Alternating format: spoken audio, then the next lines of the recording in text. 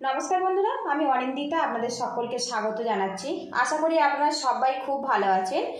এখন বাজারে প্রচুর পরিমাণে পাকা আম পাওয়া যাচ্ছে আর এই পাকা আম দিয়ে দুর্দান্ত স্বাদের একটা রেসিপি আপনাদের সাথে আমি শেয়ার করব। পুরো ভিডিওটি দেখার অনুরোধ রইল। আজকে রেসিপির জন্য এখানে আমি 3টে পাকা আম নিয়েছি। তো দেখুন আগে থেকে 3টে আম আমি ভালো করে ধুয়ে নিয়েছি। এবারে মুখটা এইভাবে কেটে নেব। আর বন্ধুরা যখন এই রেসিপিটা বানাবেন অবশ্যই কিন্তু আমটা একটু মিষ্টি টাইপের নেবেন, এতে খেতে অনেক বেশি ভালো লাগবে।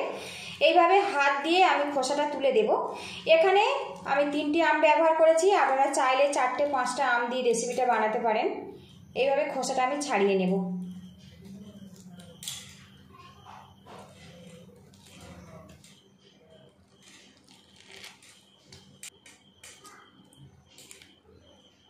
এদিকে দেখুন 3টে আম আমি খোসা ছাড়িয়ে নিয়েছি। এখানে আমি একটা গ্রেটার নিয়েছি, আমগুলো আমি গ্রেট করে নেব। এইভাবে আমটা আমি গ্রেট করে নেব। একটা আম গ্রেট করে নিয়েছি, বাকি দুটো আম আমি এইভাবে গ্রেট করে নেব। এদিকে একটা প্যান গরম করে নিয়েছি আর এর মধ্যে দিয়ে দেব 1 কাপ পরিমাণে সুজি। সুজিটা আপনারা কম বেশি করে নিতে পারেন। এখানে আমি ছোট 1 কাপ সুজি ব্যবহার করেছি। শুকনো খোলাতে একটু সুজিটা নাড়াচাড়া করে নেব, এতে সুজির যে একটা কাঁচা গন্ধ আছে না ওটা পুরোপুরি চলে যাবে। এবার এই সুজির মধ্যে সামান্য পরিমাণে লবণ দিয়ে দেব। আর অবশ্যই একটু লবণ দেবেন, তাহলে কিন্তু এই রেসিপিটা খেতে খুবই ভালো লাগবে। আরও কিছুক্ষণ এটা মিক্স করে নেব। সুজিটা আমি ভাজা ভাজা করে নিয়েছি আর এখন কিন্তু সুজি থেকে খুব সুন্দর একটা গন্ধ বেরিয়েছে। এবার এই সুজির মধ্যে আমের যে আমি কাপটা বের করে নিয়েছিলাম দিয়ে দিলাম। আমের শাঁসের সঙ্গে সুজিটা ভালো করে মিক্স করে নেব, নিয়ে একটা ডো বানিয়ে নেব। আর বন্ধুরা এর মধ্যে কিন্তু কোনো রকম জল ব্যবহার করা যাবে না, আমের শাঁসেতেই সুজিটার ডো বানিয়ে নিতে হবে। এইভাবে বেশ কিছুক্ষণ সুজিটা দেখুন নাড়াচাড়া করে নিয়েছি, আরও কিছুটা আমি শুকিয়ে রেডি করে নেব। আর এখন দেখুন সুজির কালারটা কিন্তু পুরোপুরি চেঞ্জ হয়ে গেছে। এবার এই সুজির মধ্যে আরও 2 চামচ চিনি ব্যবহার করব। এখানে আমটা যেহেতু মিষ্টি, চিনির পরিমাণটা কিন্তু আপনারা স্বাদ মতো দেবেন। আরও কিছুক্ষণ মিক্স করে নেব। আর যখন দেখবেন প্যান থেকে সুজিটা ছেড়ে ছেড়ে আসছে, বুঝে নিতে হবে যে সুজি আর আমের এই ডোটা রেডি হয়ে গেছে। এদিকে দেখুন সুজি আর আমের ডোটা কিন্তু পারফেক্টভাবে রেডি হয়ে গেছে। আর এখন দেখুন প্যান থেকে ছেড়ে ছেড়ে আসছে।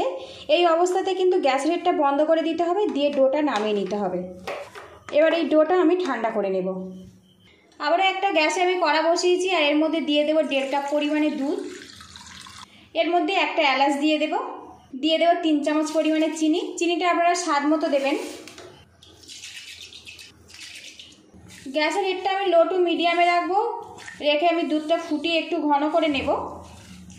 এদিকে দেখুন সুজি আর আম দিয়ে যে ডোটা বানিয়ে নিয়েছিলাম এটা কিন্তু ঠান্ডা হয়ে গেছে। একটু হাত দিয়ে এইভাবে মাখিয়ে নেব। বন্ধুরা আপনারা চাইলে কিন্তু এইভাবেও পরিবেশন করতে পারেন।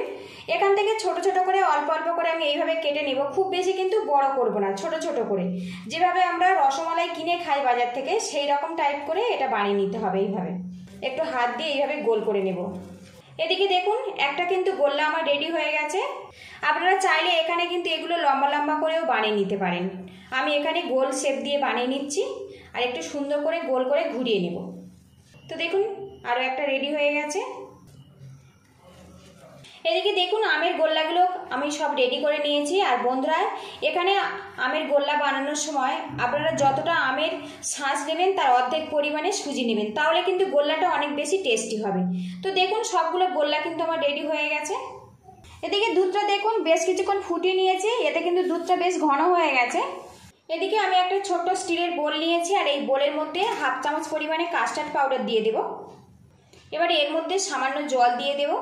এখানে ঠান্ডা জল দিয়ে কিংবা দুধ দিয়ে কাস্টার্ড পাউডারটা কিন্তু এইভাবে গুলে নিতে হবে। কাস্টার্ড পাউডারটা দেখুন গোলানো হয়ে গেছে। এবার এই ফুটন্ত দুধের মধ্যে কাস্টার্ড পাউডারটা দিয়ে দেব। কাস্টার্ড পাউডার দিয়ে এইভাবে কিন্তু নাড়িয়ে দিতে হবে, তাহলে আর এক জায়গায় দলা পাকবে না। তো দেখুন দেওয়ার সঙ্গে সঙ্গে কিন্তু দুধটা বেশ ঘন হয়ে গেছে। আমি এখানে কাস্টার্ড পাউডার ব্যবহার করেছি। দুধ ঘন করার জন্য আপনারা কিন্তু মিল্ক পাউডারও ব্যবহার করতে পারেন, কর্নফ্লাওয়ারও ব্যবহার করতে পারেন। দুধটা দেখুন ঘন হয়ে গেছে, আরও একটু ফুটিয়ে নেব, তাহলে সুন্দরভাবে কিন্তু ঘন হয়ে যাবে। এবার এই দুধের মধ্যে আমের গোল্লাগুলো আমি দিয়ে দেব। আর বন্ধুরা একদম নতুন স্বাদের পাকা আম দিয়ে একদম সুন্দর রেসিপি একটা রেডি হয়ে গেছে। রেসিপিটা ভালো লাগলে একটা লাইক দিয়ে দেবেন আর যতটা সম্ভব শেয়ার করে দেবেন। আর বন্ধুরা চ্যানেলটিকে সাবস্ক্রাইব করে আমার পাশে থাকবেন যাতে আমি এগিয়ে যেতে পারি। গোল্লাগুলো দেওয়ার পরে আরও আমি 1 থেকে 2 মিনিট ফুটিয়ে নেব, তাহলে কিন্তু আমার পারফেক্টভাবে তৈরি হয়ে যাবে পাকা আম দিয়ে দুর্দান্ত স্বাদের একটা মিষ্টি রেসিপি। এদিকে দেখুন বন্ধুরা, পাকা আমের দুর্দান্ত রেসিপিটা কিন্তু পুরোপুরি কমপ্লিট হয়ে গেছে। আর এখন কিন্তু গ্রেভিটা বেশ ঘন হয়ে গেছে, ঠান্ডা হলে কিন্তু আরও কিছুটা ঘন হয়ে যাবে। এই অবস্থাতে আমি কিন্তু নামিয়ে নেব। সবশেষে এর মধ্যে কিছুটা আমন্ড আর আমি কিশমিশ ছোটো ছোটো করে টুকরো করে নিয়েছি, এর মধ্যে দিয়ে দেব। আর বন্ধুরা, এই রেসিপিটা কিন্তু হঠাৎ অতিথি চলে আসলে আপনারা এইভাবে বানিয়ে আপ্যায়ন করতে পারেন, কিংবা বাচ্চাদের বিকালের নাস্তা হিসেবেও পরিবেশন করতে পারেন।